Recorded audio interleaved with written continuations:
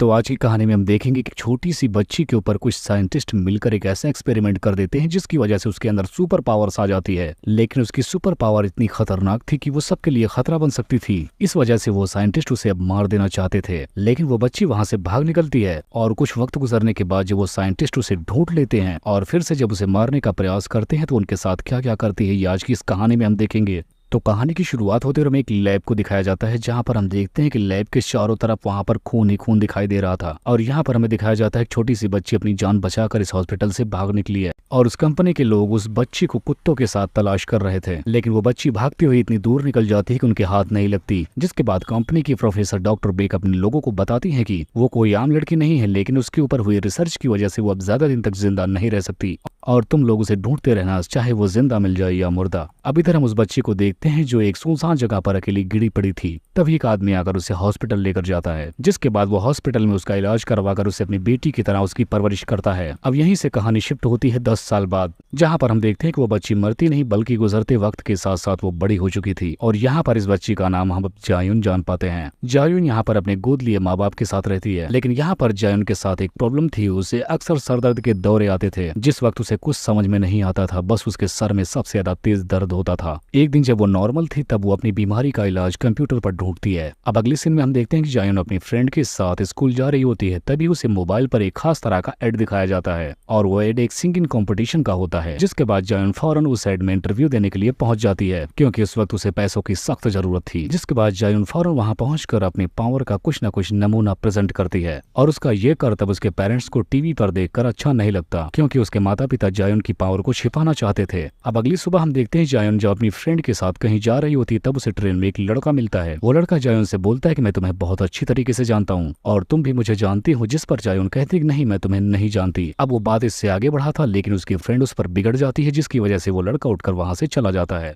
अब एक दिन हम देखते हैं कि जायुन फिर से उसी सिंगिंग कॉम्पिटिशन में जाकर परफॉर्म करती है और इस वक्त डॉक्टर बेथ भी टीवी देख रही होती है और वो इस बच्ची को पहचान लेती है कि ये वही बच्ची है जो इनकी लैब से निकलकर भाग ली थी। यहाँ पर जायुन एक कंपटीशन जीत जाती है, जिसके बाद जब वो वहां से बाहर आती है तब से उससे फिर से सर दर्द के दौरे पड़ने लगते हैं। जिसके बाद वो जाकर जब अपने डॉक्टर से मिलती है तब उसका डॉक्टर से बताता है कि तुम्हारे पास ज्यादा वक्त नहीं बचा है और अगर तुम्हें सच में जिंदा रहना है तो तुम्हें अपने सच्चे माँ बाप को लेकर आना होगा क्योंकि उन्हीं के बोन मैरो से तुम्हारा ऑपरेशन हो सकता है। इधर हम डॉक्टर वेद को देखते हैं जो अपनी कंपनी के सीनियर एजेंट से बात कर रही होती है। इस वक्त वो सीनियर ऑफिसर जॉय को अपनी कंपनी से बाहर निकाल रही थी क्योंकि इनके हेडक्वार्टर का यही फैसला था। इस बात से जॉय काफी ज्यादा नाराज था, जिसकी वजह से वो जायुन के बारे में पूछने लगता है कि अब तुम उसका क्या करोगी, जिस पर डॉक्टर बेक उससे कहती है तुम इसकी टेंशन मत लो, तुम यहाँ से जाओ। जिसके बाद हम देखते हैं कि जॉय वहाँ से चला जाता है और अपनी कार में बैठने के बाद तुरंत वो अपने आदमियों को जायुन को जान से मार देने के लिए ऑर्डर करता है। दूसरे सीन में हम देखते हैं कि जायुन के घर पे अब तक कंपनी के लोग पहुंच चुके थे और वहीं जायुन के साथ उसकी फ्रेंड भी थी जिसके गले पर चाकू लगा हुआ था और तब कंपनी का आदमी जायुन के पास आकर बोलता है कि क्या तुमने मुझे पहचान लिया, क्योंकि मैं तुम्हें कभी नहीं भूल सकता क्योंकि मेरे चेहरे पर दिए हुए निशान तुम्हारे ही हैं। यहाँ पर जायुन रोते गिड़गिड़ाते हुए कहती कि मैं वो लड़की नहीं हूँ जो तुम मुझे समझ रहे हो। उसके इतना कहने के बाद उसकी फ्रेंड के गले पर रखी हुई चाकू वो लोग दबाने लगते हैं और इस बात से जायुन को काफी गुस्सा आ जाता है और वो गुस्से में इतनी तेज हो जाती है कि वो एक ही सेकंड में सारे लोगों को मार देती है और सबको मार देने के बाद वो उनके बॉस के पास जाकर बोलती है कि तुमसे मैं कब से कह रही हूँ कि मैं वो लड़की नहीं हूँ, और इतना कहकर ही वो उसका भेजा उड़ा देती है। तभी वहां पर कंपनी का नोवेल मैन आ जाता है जो उसे ट्रेन में उस दिन मिला था। यहाँ पर नोवेल मैन जायुन से आकर बोलता है कि अगर तुम अपने माता पिता और अपनी फ्रेंड को बचाना चाहती हो तो तुम्हें मेरे साथ चलना होगा, क्योंकि उसने उसके घर के सारे सदस्य को अपने निशाने पर लगा रखा था, जिसकी वजह से अब जायुन को मजबूरन उसके साथ जाना पड़ जाता है।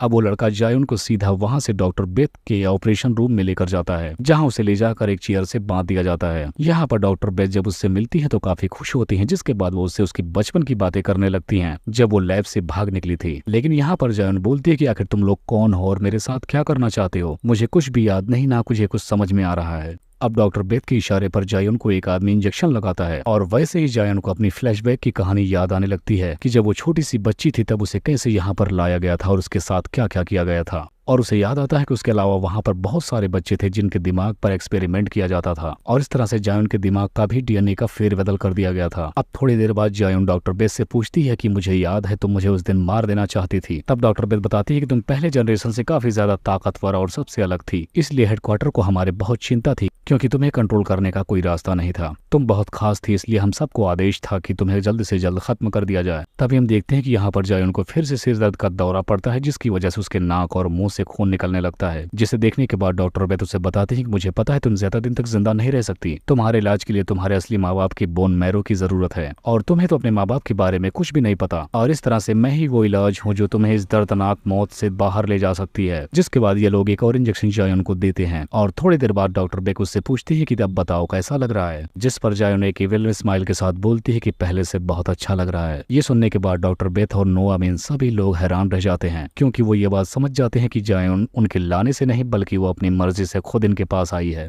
और एक झटके में जायन खुद को वहां से आजाद करके गन पॉइंट पर लेकर डॉक्टर बेथ से पूछती है कि मुझे पता है तुम्हारे पास इसका इलाज था, इसीलिए मैं यहाँ पर आई और अब मुझे मेरा इलाज चाहिए। जिसके बाद वो डॉक्टर बेथ के पैरों में गोली मारकर उसे घायल कर देती है और उस इंजेक्शन का फॉर्मूला कहाँ है ये उससे पूछती है, क्योंकि वो इंजेक्शन उसे हर महीने चाहिए, तभी जायन जिंदा रह सकती है। अगले सीन में हम देखते हैं कि जॉय के आदमी नोआ मैन और उसके आदमियों पर हमला कर देते हैं, जिसमें ये सारे लोग आपस में ही लड़कर मारे जाते हैं। इधर हम देखते हैं कि नोआ मैन जायन पर हमला करता है, क्योंकि उसके पास भी थोड़ी बहुत ताकत थी और उस पर उसे बहुत घमंड था। जिसके बाद वो जोरदार जायन से फाइट करता है, लेकिन जायन की ताकत देखने के बाद उसकी फट जाती है। इसके बाद वो उसे बहुत बुरी तरीके से मारती है और इसी में जॉय यहाँ पर आकर जायन पर गोली चला देता है, लेकिन जायन का इसका कोई असर नहीं होता। जिसके बाद यहाँ पर वो जॉय की बहुत अच्छे से पिटाई करती है और जॉय की हड्डियों को जहाँ जहाँ से तोड़ती है जॉय खुद नहीं जान पाता। लेकिन तब तक नोआ मैन फिर से आकर उसे पीछे से मारने की कोशिश करता है, लेकिन जायन इतनी ताकतवर हो चुकी थी अब तक कि वो उसका कुछ भी नहीं कर पाता। जिसके बाद जायन उसे दूर से ही मारकर नीचे गिरा देती है और फाइनली अब उससे उस लैब के बारे में पूछती है जहाँ पर वो इंजेक्शन रखे हुए थे, लेकिन नोआ मैन उसे कुछ भी नहीं बताता। जिसके बाद जायन उसे जान से मार देती है और वहाँ पर मौजूद बाकी लोगों को भी मार देती है। जिसके बाद वो वहाँ से जाती है, सीधा अपने घर पहुँच जाती है और अपने फादर को कुछ इंजेक्शन देती है, जिसे बोलती है कि आप इसे मॉम को दीजिए जिससे उनकी तबीयत में सुधार आएगा। जिसके बाद वहाँ से जाने लगती है और वादा करके जाती है कि वो वापस जरूर आएगी। जिसके बाद वो कंपनी के हेडक्वार्टर की तलाश में लग जाती है, जिसके 3 महीने बाद वो वहाँ तक पहुँच भी जाती है, जहाँ पर हेड डॉक्टर बेथ की जुड़वा बहन रहती है, जो जायन के मांगने पर उन्हें इंजेक्शन दे देती है, क्योंकि उसे जायन की ताकत के बारे में अच्छे से अंदाजा है। और इसी को दिखाते हुए इस कहानी का पार्ट 1 खत्म हो जाता है।